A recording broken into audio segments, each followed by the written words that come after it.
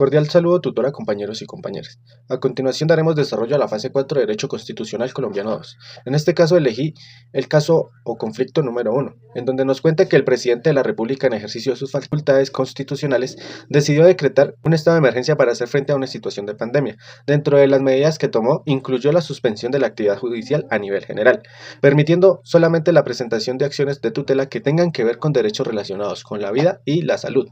De acuerdo con esto, todas las acciones y medios de control que garantizan el acceso a la justicia están suspendidas, incluyendo las relacionadas con el control de constitucionalidad y limitando así el derecho humano y fundamental al acceso a la justicia. El caso presenta una tensión fundamental entre dos principios constitucionales: la facultad presidencial de declarar un estado de emergencia en situaciones excepcionales y el derecho fundamental al acceso a la justicia. La suspensión generaliza de actividades judiciales, con la única excepción de acciones de tutela relacionadas con vida y salud. Genera una restricción significativa de las garantías constitucionales.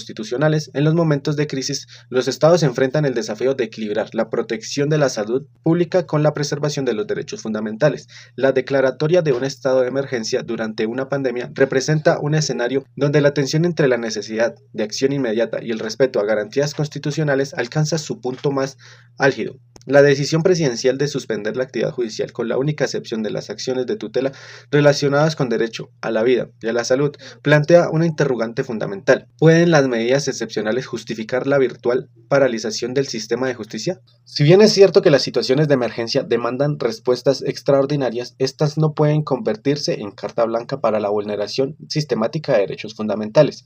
El principio de proporcionalidad se erige como un baluarte contra el abuso de poder. Toda medida gubernamental debe ser evaluada bajo tres importantes criterios esenciales: idoneidad, donde nos preguntamos, ¿es la suspensión judicial realmente necesaria para enfrentar la pandemia? También la necesidad: ¿existen alternativas menos restrictivas de derechos fundamentales? Proporcionalidad en sentido estricto: ¿el beneficio obtenido justifica la limitación de derechos? En proporcionalidad en sentido estricto, en este caso la suspensión generaliza de la actividad judicial fracasa en cada uno de estos criterios. La necesidad de proteger la salud pública no justifica el desmantelamiento del sistema de justicia. Por el contrario, en momentos de crisis los mecanismos de protección judicial se vuelven más cruciales que nunca. La suspensión de los controles constitucionales genera un vacío institucional que socava los cimientos mismos del Estado de Derecho. Y esto resulta particularmente preocupante: la eliminación de los mecanismos de control de constitucionalidad. Esta medida no solo restringe el acceso a la justicia, sino que concentra un poder desmedido en el Ejecutivo, eliminando los contrapesos institucionales que son esenciales en una democracia.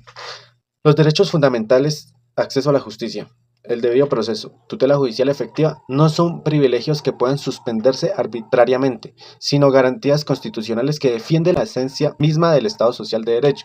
La pandemia representa un desafío, pero no una autorización para desmontar las instituciones democráticas.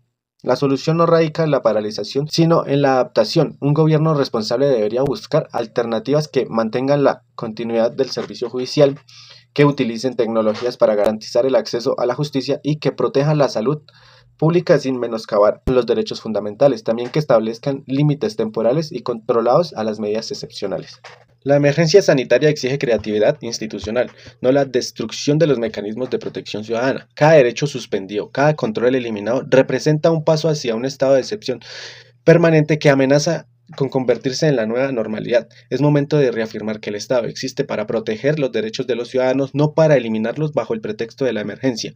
El marco constitucional y jurisprudencial. La Constitución reconoce la facultad del presidente para declarar estados de excepción en situaciones de crisis que amenazan gravemente la institucionalidad, la seguridad o la salud pública. Sin embargo, esta potestad no es absoluta y está sujeta a importantes restricciones constitucionales y jurisprudenciales.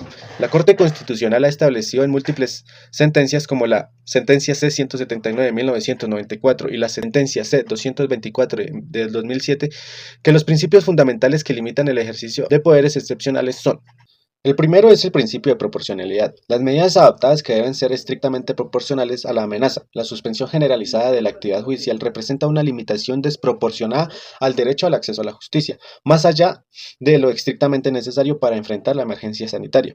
La segunda, respeto de los derechos fundamentales. La sentencia C-242 del 2020 establece que incluso en estados de excepción, el núcleo esencial de los derechos fundamentales debe ser preservado. La suspensión total de los mecanismos de control judicial compromete este principio constitucional. La sentencia C 216 del 2011 de la Corte Constitucional establece que cualquier limitación de derechos fundamentales durante los estados de emergencia debe ser temporal, ser estrictamente necesaria, mantener respeto por la dignidad humana y preservar el núcleo esencial de los derechos fundamentales. Y por otro lado encontramos la base normativa, con la Constitución Política en los artículos 202 y 215, la Ley Estatutaria de Derechos de Excepción.